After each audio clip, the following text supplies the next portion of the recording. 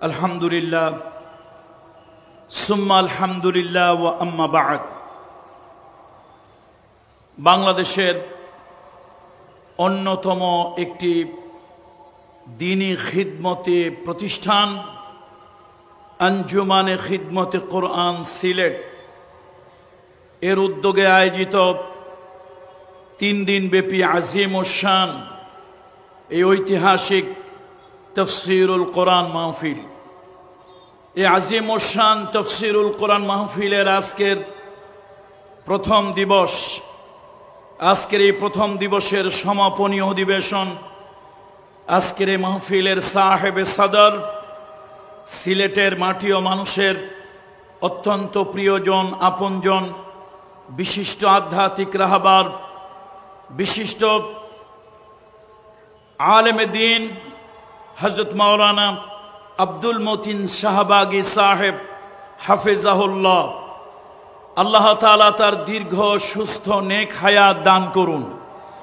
এ জাতিকে রাহনুমাই করার জন্য আমাদের আধ্যাত্মিক রাহবার এই পীর সাহেবকে আল্লাহ তাআলা দীর্ঘদিন সুস্থতার সাথে বাঁচিয়ে রাখুন, আল্লাহুম্মা আমিন। হযরত উলামায়ে কেরাম, আইম্মায়ে মাসাজিদ, আমার সামনে উপবিষ্ট দিন প্রিয়, ধর্ম প্রিয়, ইসলাম প্রিয়, রসুল প্রিয়, তাওহীদ প্রিয় জনতা, বিভিন্ন অঞ্চল থেকে আগত মিডিয়ার বন্ধুরা, শান্তি শৃঙ্খলার দায়িত্বে নিয়োজিত ভলান্টিয়ার ভাইরা, আইন শৃঙ্খলা রক্ষাকারী বাহিনী এবং এই এলাকার আবাসিক অঞ্চলের বিভিন্ন জায়গায় ছড়িয়ে ছিটিয়ে থাকা মায়ের তুল্য, বোনের তুল্য সম্মানিতা মহিলারা, আমি সকলের খিদমতে শ্রেণী মোতাবেক শ্রদ্ধা, ভালোবাসা ও স্নেহ জ্ঞাপন করছি। আসুন আমরা সর্বপ্রথম রব্বে কারিমের শুকরিয়া আদায় করি, পড়ি আলহামদুলিল্লাহ। আজকে খুব আবেগ নিয়ে মঞ্চে কথা বলা শুরু করেছি। এই মঞ্চে যিনি কথা বলতেন, দীর্ঘ বছর যিনি 3 দিন একটানা তফসির করেছেন, শুধু তফসির করেননি, তফসিরুল কোরআন বিল কোরআন, কোরআন দিয়ে কোরআনের তফসির যিনি করেছিলেন, সেই আল্লামা শহীদ দেলওয়ার হোসেন সাইদি সাহেব, আজকে তারই এ মঞ্চে কথা বলার কথা ছিল, কিন্তু আল্লাহ তাআলার আরশে আজিমের সিদ্ধান্ত, আল্লাহ তাআলার হায়াতের সিদ্ধান্ত, আল্লাহ তাআলার সৃষ্টির অলঙ্ঘনীয় সিদ্ধান্ত, সুতরাং তিনি আমাদের মধ্য থেকে আজকে পিরোজপুরের জমিনে শুয়ে আছেন। ষড়যন্ত্রকারীরা এই পৃথিবী থেকে তাকে ষড়যন্ত্রের মাধ্যমে সরিয়েছে, আল্লাহ তাআলা তার উচিত জবাব তাদেরকে দান করুন। আর সাইদি সাহেবকে আল্লাহ তাআলা শাহাদাতের উচ্চ মর্যাদা দান করুন। সম্মানিত উপস্থিতি, যেহেতু প্রথম দিনের মাহফিল, খুব লম্বা কথা নয় আর ভূমিকাও নয়।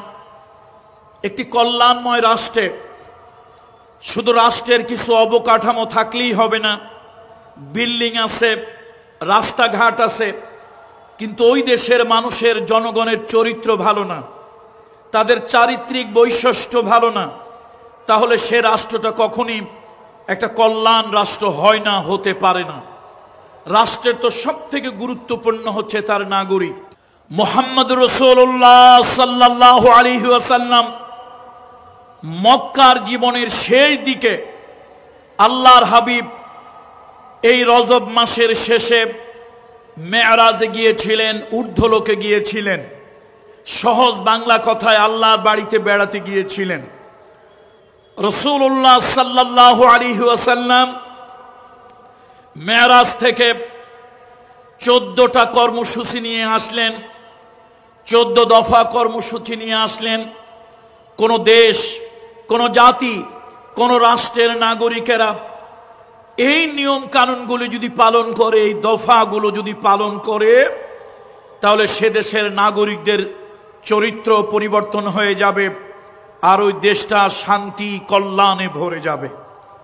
সুতরাং আসুন, ভূমিকা ছাড়া আমরা সেই বিষয়টা নিয়েই আপনাদের সামনে কথা বলার ইচ্ছা পোষণ করছি কোরআনুল কারীমের সূরা বনী ইসরাঈল 17 নম্বর সূরা বনী ইসরাঈল থেকে এক টুকরা আয়াতে মুকাদ্দাসা আয়াতে কারিমা আমি আপনাদের সামনে তেলাওয়াত করেছি।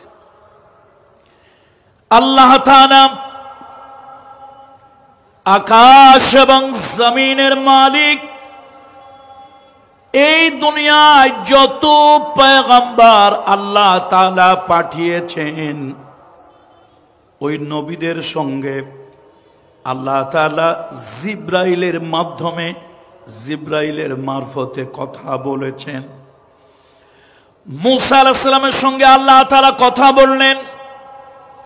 পয়গম্বর মূসা ছিলেন জমিনে, তুর পাহাড়ে পয়গম্বর মূসা ছিলেন, আল্লাহর সঙ্গে কথা বললেন।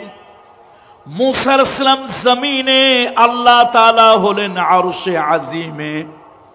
কিন্তু একজন পয়গম্বর, একজন নবী, একজন মহামানব আল্লাহ তাআলা এই ধুলির ধরা থেকে ঊর্ধ্ব লোকে যাকে দাওয়াত দিয়ে মেহমান বানিয়ে আল্লাহ তাআলা নিয়ে গিয়েছেন, ওই নবীর কারণে আমরা সম্মানিত হয়েছি। ওই নবীর কারণে আমাদের ইজ্জত সম্মান বেড়ে গিয়েছে। তিনি আর কেউ নন, তিনি হলেন মুহাম্মাদুর রাসূলুল্লাহ সাল্লাল্লাহু আলাইহি ওয়াসাল্লাম। আল্লাহ তাআলা পয়গম্বরদের সঙ্গে কথা বলেছেন, পয়গম্বর জমিনে, আল্লাহ তাআলা আরশে আজিমে। আর মুহাম্মদ রাসূলুল্লাহ কি সৌভাগ্য তার! মক্কার জীবনে তিনি যখন নির্যাতিত, নিগৃহীত, মক্কার জীবনে তিনি যখন অত্যাচারিত, মজলুম, সেই সময় আল্লাহ তাআলা এই মক্কা থেকে, মক্কা মুকাররমা থেকে আল্লাহ তাআলা বাইতুল মুকদ্দাস হয়ে সপ্ত আসমান পাড়ি দিয়ে আল্লাহ তাআলার আরশে আজিমে তাকে নিয়ে গেলেন।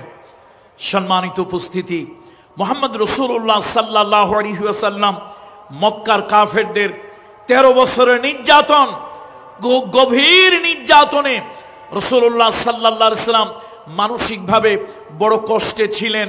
আল্লাহ তাআলা সেই কষ্ট দূর করার জন্য, আল্লাহ তাআলার কুদরতের নিদর্শন দেখানোর জন্য, শুধু তাই নয়, ইসলামী স্কলার, বিজ্ঞ উলামা ইকরাম বলেছেন রাসূলুল্লাহ মক্কা থেকে হিজরত করে মদিনা মুনাওয়ারায় যাবেন এবং সেখানে তিনি একটা কল্যাণময় রাষ্ট্র স্থাপন করবেন।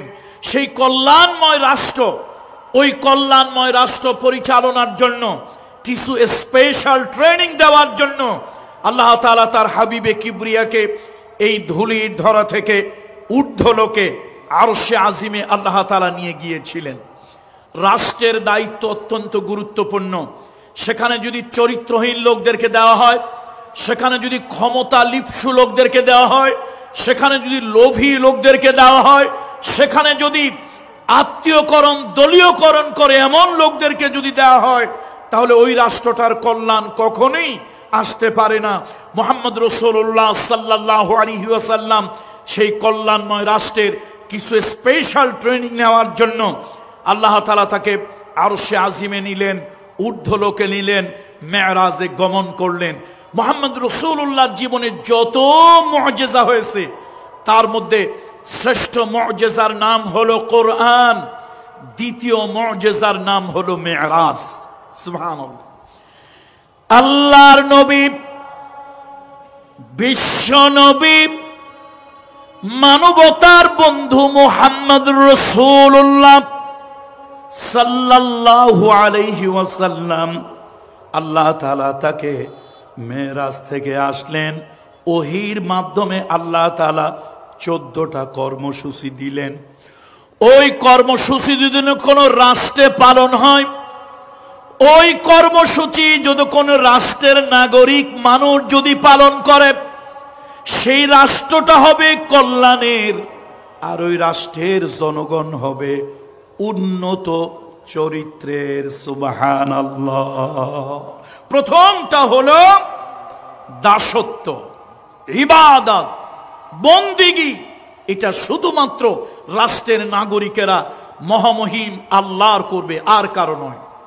ইবাদত, বন্দিগি, দাসত্ব, গোলামি, হুকুমের ফরমাবরদারি রাষ্ট্রের নাগরিকেরা একমাত্র আল্লাহর জন্য করবে। তবে অবশ্যই সে নাগরিক মুসলমান। অমুসলিম ভাই বোনদের উপরে ইসলাম কখনই কিছু জোর করে চাপিয়ে দেয়নি। লা ইকরাহা ফিদ্দিন, ধর্মের মধ্যে, দ্বীনের মধ্যে জবরদস্তি নাই, বাড়াবাড়ি নাই। আল্লাহর নবী মুহাম্মদ রাসূলুল্লাহ সাল্লাল্লাহু আলাইহি ওয়াসাল্লাম স্পষ্টই মক্কার কাফেরদেরকে জানিয়ে দিয়েছিলেন, লাকুম দীনুকুম ওয়ালিয়া দীন, তোমাদের দিন তোমাদের কাছে, আমাদের দিন আমাদের কাছে। সুতরাং নাগরিক যদি ভিন্ন ধর্মের হয়, নাগরিক যদি অন্য ধর্মের হয়, অমুসলিম হয়, ইসলাম ভিন্ন ধর্মের হওয়ার কারণে, অমুসলিম হওয়ার কারণে কখনই শরিয়াতের কোনো বিধান জবরদস্তি করে তাদের উপরে চাপিয়ে দেয় না। সুবহানাল্লাহ, সুবহানাল্লাহি ওয়া বিহামদিহি, সুবহানাল্লাহিল আযীম। তাহলে বন্ধুরা আমার, আল্লাহর নবী মেরাজ থেকে উম্মতের জন্য আল্লাহর পক্ষ থেকে 14 দফা কর্মসূচি নিয়ে আসলেন। প্রথম কর্মসূচি হলো ইবাদত, বন্দেগী, গোলামি আল্লাহর।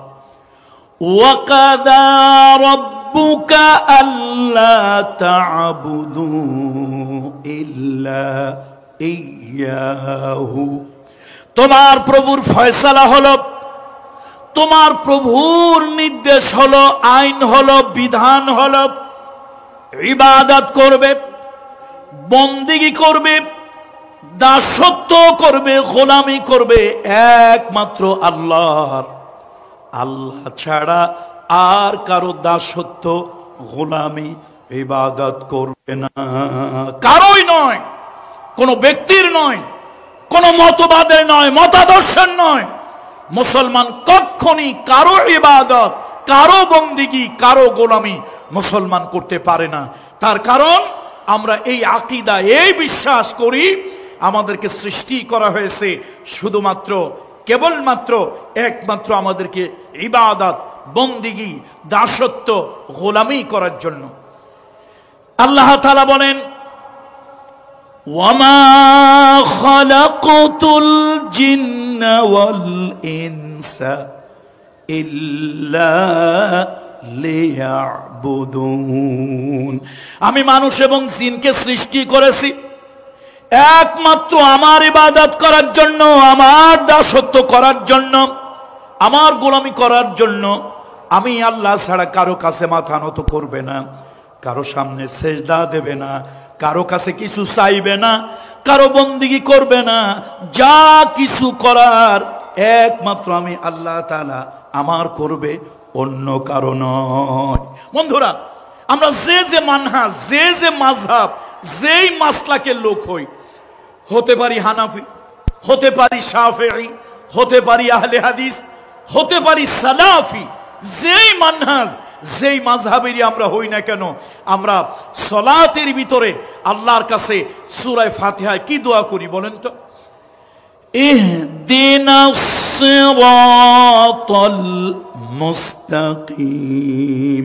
আমার সঙ্গে সকলে আবেগ নিয়ে পড়েন, খুব হৃদয়ের আবেগ নিয়ে পড়বেন। ইহদিনাস সিরাতাল মুস্তাকিম। আয় আল্লাহ তাআলা, আয় আল্লাহ তাআলা, আমরা জান্নাতে যেতে চাই, ওই জান্নাতের সহজ সরল পথ আমাদেরকে দেখাও। বারবার বললাম, আল্লাহ তাআলা কোরআনুল কারীমের ভিতরে, আল্লাহ তাআলা কোরআনুল কারীমের সূরা ইয়াসিনের ভিতরে তার জবাব দিয়া দিলেন, ওয়া আনি'বুদুনি হাযা সিরাতুম মুস্তাকিম। পড়েন না আমার সাথে, একটু আবেগে পড়েন। ওয়া আনি'বুদুনি হাযা সিরাতুম মুস্তাকিম। বান্দারে আমার ইবাদত করো।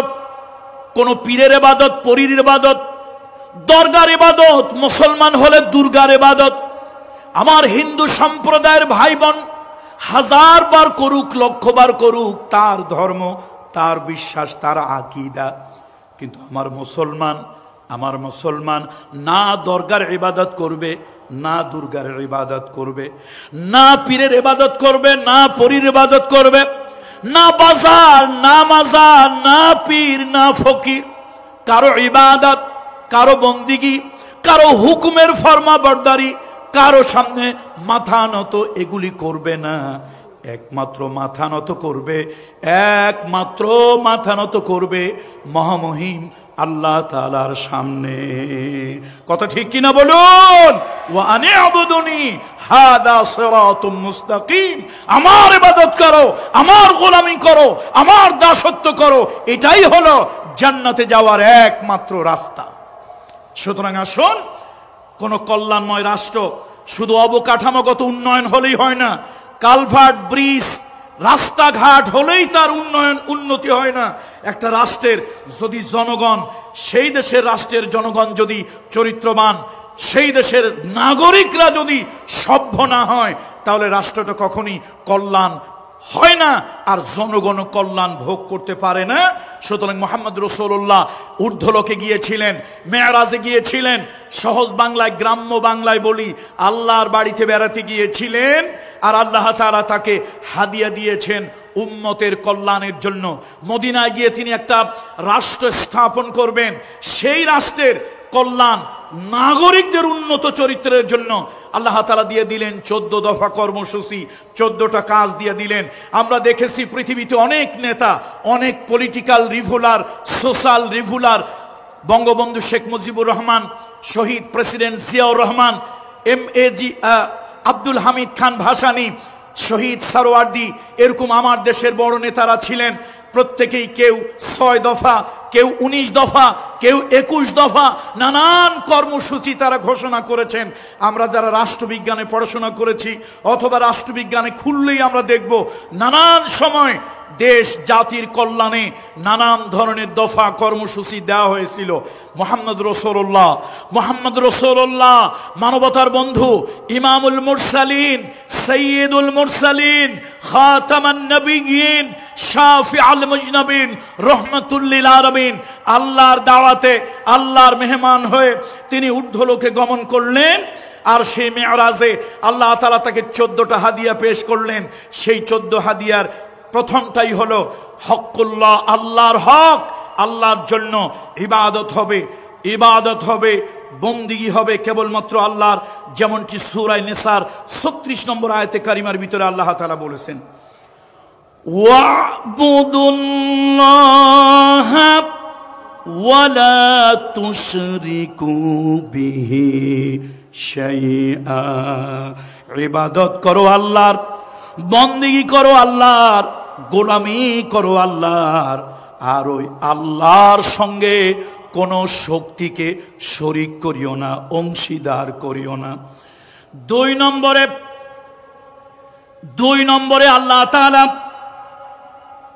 রাষ্ট্রের নাগরিকদের জন্য যে হাদিয়াটা দিলেন, নাগরিকরা একটা মানবিক দায়িত্ব পালন করবে, সেটা হলো যে মা বাপের মাধ্যমে এই সুন্দর পৃথিবী তারা দেখেছেন, যে মা বাপের মাধ্যমে সুন্দর পৃথিবী তারা দেখলেন, সুন্দর পৃথিবীর রূপ রস অনুভব করলেন, ওই মা বাপের জন্য আল্লাহ তাআলা বললেন, ওয়াবিল ওয়ালিদাইনে ইহসানা। তোমরা মা বাপের সঙ্গে ইহসান করবে, সদাচরণ করবে, উত্তম ব্যবহার করবে।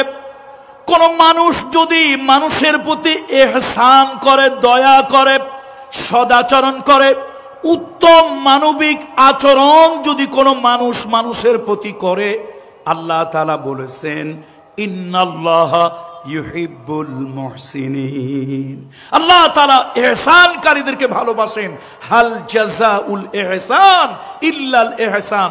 তুমি যদি মা বাপের প্রতি ইহসান করো, ভালোবাসো, ভালোবাসা দাও, তাহলে উত্তম মানবিক আচরণ যদি করো, আমি আল্লাহ তাআলা তোমাদেরকে বদলা, জাযা, প্রতিদান আমি আল্লাহ ইহসান দিয়ে দেব।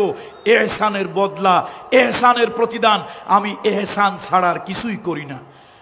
মাইকের আওয়াজ যতদূর যাচ্ছে, অমুসলিম ভাই বোনেরা যারা আছেন, মাইনরিটি আমার ভাই বোনেরা যারা আছেন, হৃদয়ের আবেগ ও ভালোবাসা দিয়ে আপনাদের খিদমতে বলছি, অমুসলিম ভাই বোনদেরকে হৃদয়ের আবেগ ভালোবাসা দিয়ে বলছি, শুনুন, আপনারা হয়তো ভয় পান যে এটা মুসলমানরা মেজরিটি পার্সেন্টের দেশে কোরআনের বিধান যদি কায়েম হয়, এই দেশে কোরআনের আইন দিয়ে যদি দেশটা পরিচালিত হয়, রাষ্ট্রের কনস্টিটিউশন, রাষ্ট্রের সংবিধান যদি হয় কোরআন আর হাদিস, তাহলে তো আমরা মাইনরিটি যারা আছি, আমরা যারা সংখ্যায় কম বা সংখ্যালঘু যারা আছি, তারা তো নির্যাতিত হব, নিগৃহীত হব, আমাদের অধিকার খর্ব হবে, ক্ষুণ্ণ হবে।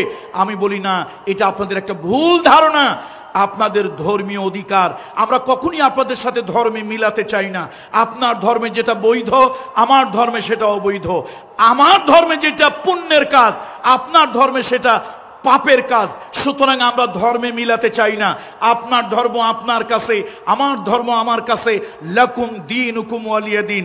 কিন্তু আমার ইসলাম পৃথিবীর সব মানুষ, জাতি, ধর্ম, বর্ণ নির্বিশেষে মানুষকে মানুষ হিসেবে মূল্যায়ন করেছে।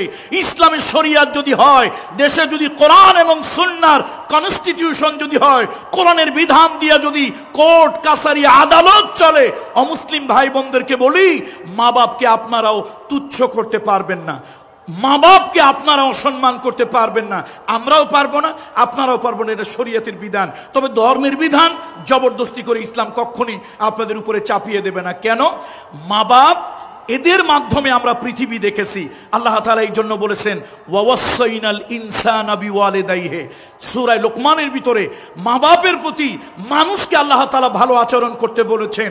তাহলে হিন্দু, আপনি মনুষ্য পদবাচ্যে বিবেচিত, আপনি মানুষ। খ্রিস্টান, আপনিও মানুষ, মনুষ্য পদবাচ্যে বিবেচিত। আমি মুসলমান, আমিও মানুষ। তাহলে আপনার আমার সবার জন্য শরীয়তের এই বিধানটা ম্যান্ডেটরি, বাধ্যতামূলক। মা বাপকে আপনিও তুচ্ছ তাচ্ছিল্য করে রাস্তায় ফেলে দিতে পারবেন না, যেখানে সেখানে বন জঙ্গলে রেখে আসতে পারবেন না। বুড়ো বয়সে বাপ মা সন্তানের একটু এহসান চায়, একটু দয়া চায়। রাষ্ট্রের নাগরিকদের এটা একটা নৈতিক দায়িত্ব যে তারা যেন তাদের বাবা মাকে রাস্তায় ফেলে না দেয়, বৃদ্ধাশ্রমে ছেড়ে না দেয়, ঝোড় জঙ্গলে, নদীর পাড়ে, খালের ধারে যেন ফেলে না আসে। সেই জন্য বাবা মার প্রতি কর্তব্য পালনের জন্য রাষ্ট্রের নাগরিকদের যেই 14টা কর্মসূচি, উত্তম কল্যাণময় রাষ্ট্রের চরিত্রবান নাগরিক গঠন করার জন্য যেই 14টা কর্মসূচি আল্লাহ তাআলা দিয়েছেন, 14 দফা, তার দ্বিতীয় দফাই হলো মা বাপের সাথে উত্তম আচরণ করা। আমরা সবাই এই কাজটা করব, এহসান করব তাদের প্রতি। সময়ের অভাবে এটার উপরে আমরা আর যেতে পারলাম না। এবার মানবিক একটা উত্তম গুণ, একটা মানবিক উত্তম গুণ, শুধু মানুষের মতো হাত পাও নিয়ে জন্মগ্রহণ করলেই মানুষ মানুষ হয় না। মানুষ হয় তার মনুষ্যত্বে, ইনসানিয়াত, তার হিউম্যানিটি, তার মানবতা, তার মনুষ্যত্বে সে মানুষ হয়। সুতরাং আল্লাহ তাআলা সে মানুষদেরকে উন্নত গুণাবলী সম্পন্ন মানুষ বানানোর জন্য আল্লাহ তাআলা বললেন, তোমাদের নিকট আত্মীয় স্বজন যারা আছে, রক্তের সম্পর্কের আত্মীয় স্বজন যারা আছে, তাদের বন্ধন হক আদায় করো, বন্ধন রক্ষা করো। অসহায়, গরিব, মিসকিন এবং রাস্তার পথিক, এদের প্রতিও তোমরা ভালো মানবিক আচরণ করো। দেখুন, আত্মীয় স্বজন আমাদের রক্তের সম্পর্ক, তাদের সাথে, অসহায় গরিবদের সাথে, রাস্তার পথিকদের সাথে। ইবনুস সাবিল, এখন এই রাস্তার পথিক শুধু তো মুসলমান না, অন্যান্য ধর্মের হতে পারে। আমি সাদা চামড়ার মানুষ, রাস্তার পথিক একটা কালো চামড়ার মানুষ হতে পারে। আমি এলিট শ্রেণী, হাই সোসাইটির মানুষ, রাস্তার একজন পথিক সে গরিব হতে পারে, সে আপনার দলিত শ্রেণী, নিচু শ্রেণীর হতে পারে। সে যে ধর্মের, যে বর্ণের হোক, মানবিক সাহায্য করা, দয়া করা, মানবিক আচরণ করা ইসলাম ধর্ম শিখাইছে। মুহাম্মদ রাসূলুল্লাহর মাধ্যমে আল্লাহ তাআলা শিখাইছেন নাগরিকরা রাস্তার এই অসহায় মানুষগুলোর প্রতি মানবিক আচরণ করবে। আল্লাহ তাআলা বলেন, ওয়াআতি যাল কুরবা হাক্কাহু ওয়াল মিসকিন ওয়াবনাস সাবিল। আল্লাহ তাআলা বলেন, তোমাদের যারা রক্তের সম্পর্ক, ভাই রক্তের সম্পর্ক, বোন রক্তের সম্পর্ক, চাচা রক্তের সম্পর্ক, মামা খালা, এই যে আপন রক্তের সম্পর্কের আত্মীয়গুলি, খবরদার এই আত্মীয়তার সম্পর্ক ছিন্ন করো না, এই সম্পর্কগুলো নষ্ট করো না। এই সম্পর্কগুলো আল্লাহর আরশের সঙ্গে ঝুলন্ত থাকে, আল্লাহর আরশের সঙ্গে লটকানো থাকে। এই যে রক্তের সম্পর্ক, নারীর সম্পর্কগুলো যারা ছিন্ন করলো, ওরা যেন আল্লাহর আরশের সাথে সম্পর্ক ছিন্ন করলো। নাউযুবিল্লাহ। খবরদার, ধন সম্পদ, ধন সম্পদ, টাকা পয়সা, বৈষয়িক সম্পদ, বৈষয়িক ক্ষমতার জন্য আপন রক্তের বন্ধন সম্পর্ক ছিন্ন করবেন না। বরং রাসূলুল্লাহ একটা হাদিসে বলেছেন সাল্লাল্লাহু আলাইহি ওয়াসাল্লাম, আল্লাহ নবী বলেছেন, তিনটা কাজ যদি কেউ করে সে দুনিয়ায় উত্তম চরিত্রের মানুষ, আর আখেরাতে তার মিজানের পাল্লা, নেকির পাল্লা ভারী হবে। সেই তিনটা কাজ হলো তাসিল মান কতাআক ওয়া তুতি মান হারামাক ওয়া তুফু আম্মান যালামাক। তোমার সাথে যে রক্তের সম্পর্কের আত্মীয় স্বজন, বন্ধুত্বের সম্পর্ক, তোমার রক্তের সম্পর্ক যারা ছিন্ন করেছে, তুমি তাদের সাথে সম্পর্ক ছিন্ন নয়, যদি সম্ভব হয় তাদের সাথে সম্পর্ক জোড়া লাগাও, তাদের সাথে সম্পর্ক ছিন্ন নয়, তাদের সাথে সম্পর্ক আরো ভালো করো, ডেভেলপ করো। তারপরে যদি তোমাকে কেউ বঞ্চিত করে থাকে, তুমি তাকে বঞ্চিত করিও না, সম্ভব হলে তুমি তাকে কিছু দাও। ওয়াতুফু আম্মান যালামাক। কেউ যদি ক্ষমতা পেয়ে কারো প্রতি জুলুম করে, কেউ যদি পয়সার জোরে, টাকার জোরে, ক্ষমতার জোরে কারো প্রতি জুলুম করে, আল্লাহ নবী ফতে মক্কার দিন, মক্কা বিজয়ের দিন রাসূলুল্লাহর সঙ্গে যারা দুর্ব্যবহার করেছিলেন, প্রত্যেকের পাই পাই করে, কড়ায় গন্ডায় হিসাব করে রাসূলুল্লাহ সে জুলমের বদলা নিতে পারতেন। কিন্তু আল্লাহ রাসূল সাল্লাল্লাহু আলাইহি সাল্লাম, আল্লাহ নবী কাবা ঘরের সামনে, নবীজির চোখ বেয়ে টপ টপ করে পানি পড়ছিল। আল্লাহ তাআলার হাবিব বললেন, শোনো, ইউসুফ আলাইহিস সালাম তার ভাইরা হাজারো জুলুম করার পরে সে ভাইদেরকে যেরকম ক্ষমা করে দিয়েছিলেন, ও মক্কাবাসী, আমার প্রতি বহুত জুলুম তোমরা করেছো, শারীরিক মানসিক নির্যাতন করেছো, 36 মাসের উপরে আমাকে কঠিন কারাগারে অবরুদ্ধ করে রেখেছো। সুতরাং আমি সব কথাগুলো আমার মনে আছে, হৃদয়ে দাগ কেটে আছে, কিন্তু আমি সেগুলো ভুলে গেলাম। আজকে সেই জুলমের বদলা প্রতিদান জুলুম নয়, আমি তোমাদের প্রতি ইহসান করলাম, ক্ষমা করে দিলাম, আমি তোমাদেরকে মাফ করে দিলাম। আল্লাহু আকবার। এই জন্য আসুন, রাষ্ট্রের শুধু নাগরিকরা, সুন্দর সুন্দর প্লেন হইল, ট্রেন হইল, সেতু হইল, কিন্তু রাষ্ট্রের উপর থেকে নিচ পর্যন্ত সব চরিত্র খারাপ, সবগুলি চোর, ডাকাত, বদমাশ, বাটপার, মিথ্যাবাদী, এরকম